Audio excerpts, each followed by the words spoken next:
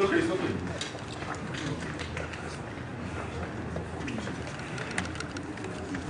Who is this person? What's this? Clear, she's coming now.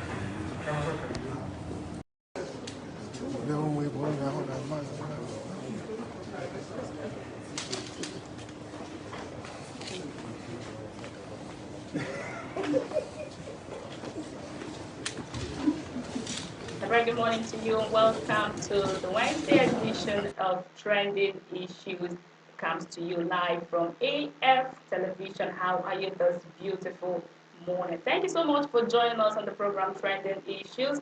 The regular host on the program, Fifth Okawa, from wherever you are watching. Thank you so much. Don't forget you can drop your comments and make your contributions on all the topics that we are talking about this morning. And also you have the right, you have the sole rights, your right to share using the share buttons, share for your friends, share for your family, your well wishers, so that they can also participate in what we are doing this morning on trending issues. All right, quickly, let's start with IPOB and Nnamdi Kanu and his court cases yesterday after last year.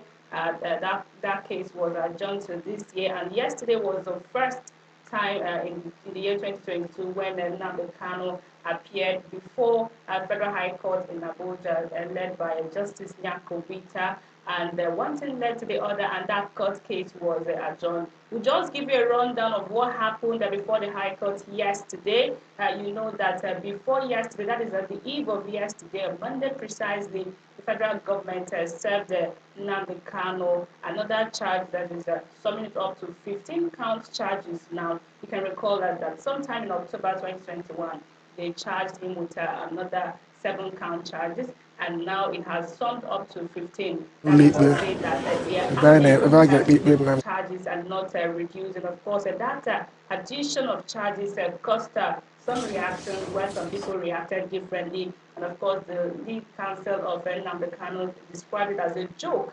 And they said that the federal government was just trying to tamper with justice and fair hearing. All right, another development yesterday was that the person leading the legal team of Nnamdi Kanu, talking about Barrister Ifeanyi Ejiofor, he was replaced yesterday when we saw a big masquerade. Of course, there is a senior advocate of Nigeria that's talking about Michael Zokeme, senior advocate of Nigeria. He took over from a Barrister Ifeanyi.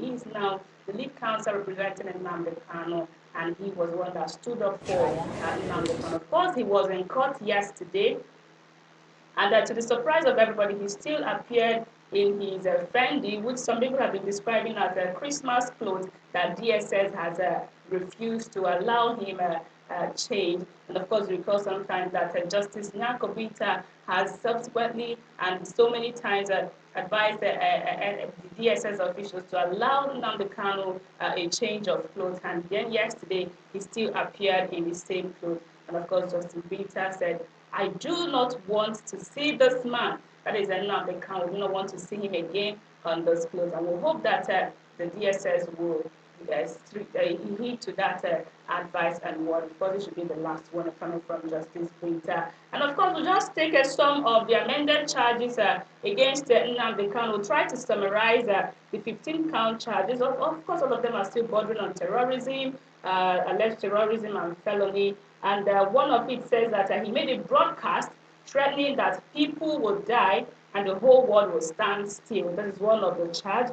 And then he also made a broadcast threatening that anyone who flouts the sit-at-home order should write his or her will and these grounded economic activities in the Southeast. Of course, talking about sit-at-home, yesterday seemed to be one of the days that saw a large amount at home, especially in Umahia. I don't know from wherever parts you are, but people in Umahia obeyed that sit-at-home. If you were in the street of Umahia yesterday, you could have seen that vehicular movement and human movement was very minimal, and some states like Imo State and other southeastern states were they were sitting at home because of that order by the IPOB. And of course, the federal government also alleged that Nnamdi Kanu, in one of his broadcasts, incited people to go and kill some policemen and burn facilities, and also kill police officers' families. And of course, so many charges leveled against Nnamdi Kanu. And of course, when the case was called up yesterday, Nnamdi Kanu refused to take plea on that 15-count charges, and they raised an argument that the way and manner we were served these new charges is not good. We've not had the chance, we've not had the opportunity to sit down and look into these charges, and therefore we cannot take a plea. And of course, Justice Binta agreed with them, and she adjourned the matter till today, being Wednesday. That is to say that Nnamdi Kanu will reappear today, of course, the Federal High Court, Abuja. And of course, another case is hosting today in Abia State. That is talking about the High Court in Abia State, where the judge is expected to deliver final judgment on the fundamental rights suit that Aloy Ejimaka, special counsel to the Nnamdi Kanu, filed before that court. And of course, following the trend, we know that the lawyers, that is Aloy Ejimaka and other team, they are already on ground in the Abia High Court waiting for the judge to deliver judgment on that case. Of course, so many people came out in the streets. We had a pro-Biafra, we have people that were against Biafra all on the streets. Some were in support of the IPOB, some were against the IPOB, and all of them doing their thing. And we had a 1 million man walk in South Africa, called for Nnamdi Kanu. And another development, somebody, he tweeted something, that is an Ambassadorian leader that's talking about Ayabacho Lucas. He tweeted something yesterday after that court hearing, and was calling for the release of Nnamdi Kanu. We'll just take that tweet, and he says, Nigeria's pride until in Cameroon. Of course, you know that state gained independence in 2017. Using the studio line that is on the screen, you can drop your comments and your contributions on our social media platforms. What do you think of the case, the sitting of Nnamdi Kanu yesterday? How do you feel about that case? And then what is the situation report in your area today? And then also can you predict what will be the judgment of the Abia High Court today on the fundamental right case that the Abia judge is supposed to give judgment on today? Just drop your contribution on our social media platform. You can call in also, we will take your call. We'll have some comments already. We'll just try to take few of them before we go ahead on the program trending issues. We have Udochukwu Anthony Sunday, and he's asking, what is the outcome of the court hearing? I don't know if it's for yesterday or today. For yesterday, if it was yesterday, you're asking Udochukwu. The court is yet to hold, because that sitting was adjourned to today. That's talking about the Federal High Court in Abuja. The Nnamdi Kanu is expected to appear also today in Abuja. And of course, for the Abia High Court, the judgment has not been delivered yet. And then Bullion Van is saying, yes. Kingsley Chidozie Ugo says, holy, holy, holy, Nnamdi Kanu is another savior. Martins Machi is asking the question. He says, did he appear in court yesterday? All right, Martins, yes, Nnamdi Kanu was in court yesterday. That is what we're saying. He was on his Fendi wear that he has been wearing since he came back to Nigeria from Kenya. Of course, you know that Justice Binta of the Federal High Court had so many times told the DSS, please allow this man a change of clothes, and he has not been able to change that clothes. Of course, she retracted that statement yesterday, saying, I do not want to see Nnamdi Kanu on this same clothes. That is to say that hopefully by today, he will have a change of clothes. And she also ordered that he should be allowed some rights and also freedom to exercise and practice religion. Of course, you know that has been said over and over time. But then the DSS yet to obey some of the instructions from the court. All right, tell us what you make of yesterday's sitting before the Federal High Court. That is talking about Nnamdi Kanu's case. And then what do you think about today's judgment? We are expecting a judgment from Abia High Court on the fundamental rights suit filed by Aloy Ejimaka on behalf of Nnamdi Kanu. Of course, he's requesting for so many things, asking for federal government to apologize to Nnamdi Kanu, and also to declare that the military invasion in Nnamdi Kanu's native home is illegal, and then bringing him back to Nigeria from Kenya is illegal, and so many other things that they are seeking in that suit. Of course, we're expecting a judgment today, and hopefully the court will give one. All right, it's still trending issues on AF television. drop the comments, your contributions on the topics that we are talking about. Also share it so that your friends can also participate. They can also drop their comments and then make their contributions. And also your prediction is necessary, especially on Nnamdi Kanu's case. All right, let's move over to another thing that is trending. And that has to do with Nigeria generally. If you've been following the economy of Nigeria, you know that there is hunger in the land, especially if you're the one going to the market to buy, not sitting in the house and eating. You know that whatever thing you touch in the house, in the market, is very expensive. Even rice, they are saying eat locally made food, eat locally produced rice. But then if you go to the market, you cannot buy those things comfortably. You just start crying because you will be you cannot understand what is happening in the market because of the skyrocketed high price of goods in the market. Of course, President Muhammadu Buhari commissioned something yesterday that has to do with feeding Nigeria and the economy. We're talking about the mega rice pyramid that President Muhammadu Buhari commissioned yesterday in Abuja, that is the FCT. And of course, that pyramid was 15 in number, a very huge one, and they described it as the world's largest rice pyramid. So if you ask where is the world's largest rice pyramid, we say it's in Nigeria. And of course, it was launched yesterday in Abuja, and it was total of 15 pyramids. And they said that each pyramid has about 1 million bags.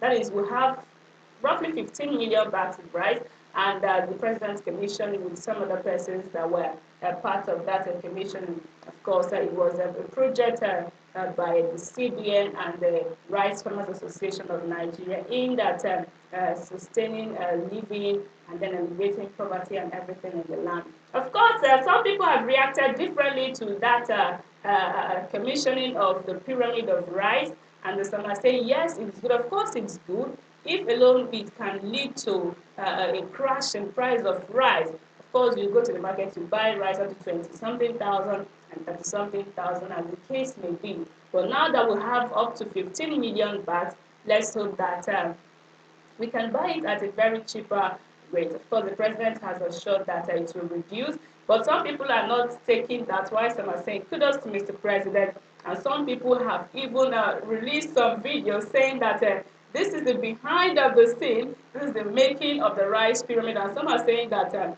what is in those bags are not all rice. Some are alleging that they are sawdust, some are saying it's just a stone. But then what we know that the president has commissioned a pyramid of rice, and it is 15 pyramids, each having 1 million. It is a great stride for Mr. President. Of course, also the PDP have reacted to that rice pyramid launched by President yesterday, and they are saying that the president is just deceiving Nigerians, and of course also that the APC is deceiving them. We just take a part of the statement as released by the National Publicity Secretary of the PDP, that is talking about Debo Ologunagba, and I'm taking his quote now. He says, "There is nothing to celebrate in the APC pyramid of lies in Abuja. It is rather shameful that APC leaders are again ridiculing President Muhammadu Buhari by making him unveil pyramids of allegedly imported foreign rice, which are rebagged as locally produced, just to create an impression of a boost in local production under his watch." Okay, and that he went further to say, if indeed there is a boost in local production of rice, as the APC wants Nigerians to believe, how come the price of rice has not come down but continues to soar from about 8,000 naira per bag, which the PDP handed over to the APC in 2015, to about 30,000 naira per bag today? The APC pyramids of lies are therefore nothing but huge signposts of their failures and irredeemable proclivity for lies, deception, and fake performance, okay, and claims even in the face of unbearable high cost of food. It is clear that with the 2023 elections in sight, the APC is desperate in pushing its stock in trade, pyramid of lies, propaganda, deceit with which they stole power in 2015. End of quote. That is the National Publicity Secretary of the PDP that talked about Debo there, criticizing that pyramid of rice that Mr. President commissioned yesterday. Of course, you have your right of to say what you want to say. Of course, that is his own belief. He's believing that he has a belief that the president and the APC as a party have lied to Nigeria because the price of rice in the market is yet to reduce. But then the president has promised that yes, since we have this pyramid of rice, we have enough bags, we have enough to feed the nation and people in the nation, then the prices of rice will reduce. Of course, we are still hoping that the prices, or maybe by next week, if you go to the market, the price will reduce. All right, just tell us, what do you think about the pyramid of rice as well? Do you think that is a good development? Do you think that it will lead to a decrease in the price of rice? And of course, not just rice. We hope that we'll have a reduction in the price of almost everything in the market that people eat, because the economy is very tight, biting hard on Nigerians. ZF Television Trending Issues. My name is still Faith Okanwa. Drop your comments and your contributions on the topics that we are talking about this morning. Share our links also so that your friends can also participate while we still await that judgment from the Abia High Court on Nnamdi Kanu. Of course, the Federal High Court, Abuja. Let's go over to another issue that is trending. Femi Gbajabiamila, that is the Speaker, House of Representatives, and he has said something that is of concern to us. In the suggestion he made during the convocation, the 52nd convocation of the Lagos State University, and he is of the opinion that the minimum requirement, the minimum education requirement Nigeria has placed on the political office holders. We have the president, we have the governor, we have the National Assembly members, and all that. That the minimum education qualification is nothing to write home about. You know that we have a SSCE, that is WAEC, that is the minimum. If you want to be the president of Nigeria or the governor of any state, and then if you want to be a member of the National Assembly, if you have your WAEC, you are good to go. While others are having a PhD professors as governors and presidents. And of course, Gbajabiamila is saying that no, we need to upgrade to increase this education qualification. We'll just take that video where he was suggesting that I will talk about it. Of the 1999 Constitution to increase the minimum, the time has come for us to agree to review Section 131, subsection D of the 1999 Constitution to increase the minimum educational qualification for persons aspiring to political office in Nigeria.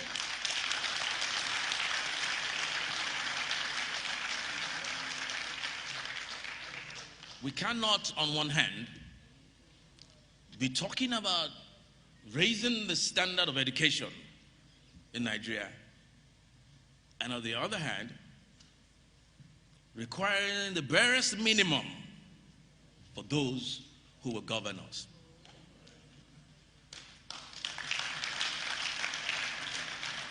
The Constitution, as it is today, requires a secondary school certificate or its equivalent as the minimum academic qualification for higher political office.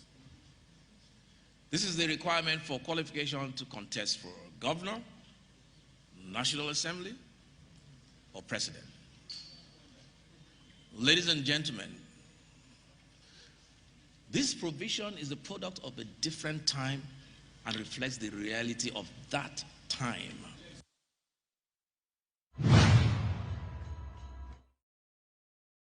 The time has come.